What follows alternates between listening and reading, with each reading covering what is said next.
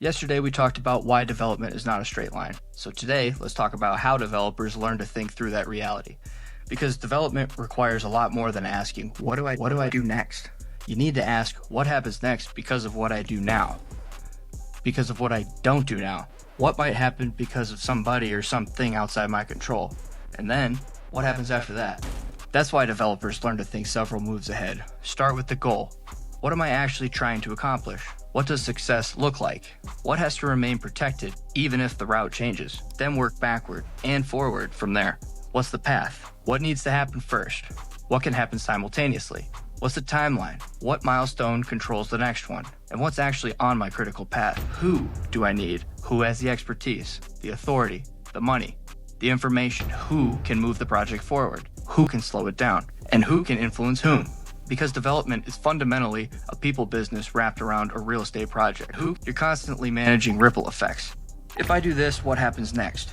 Who does it affect? What does it cost? What becomes possible? What could kill the deal? What assumptions can I test cheaply before committing major time, energy, or money? And critically, what happens if I do nothing? Because doing nothing is still doing something. And decisions have consequences. And sometimes doing nothing is actually the best move. That's why optionality matters. Plan A, B, C, D, or as I like to say, plans A through Z.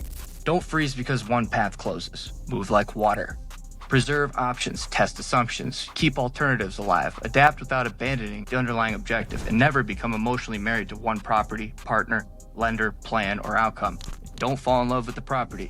Fall in love with the deal. The stronger your strategy, the less dependent you become on any single outcome.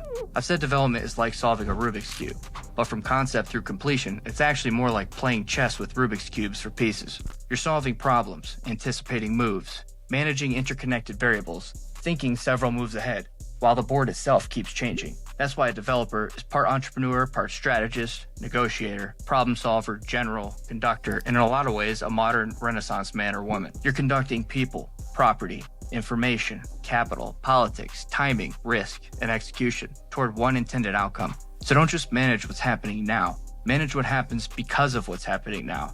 Know your goal, understand the path, work the critical path, manage the people, preserve your options, and always think several moves ahead.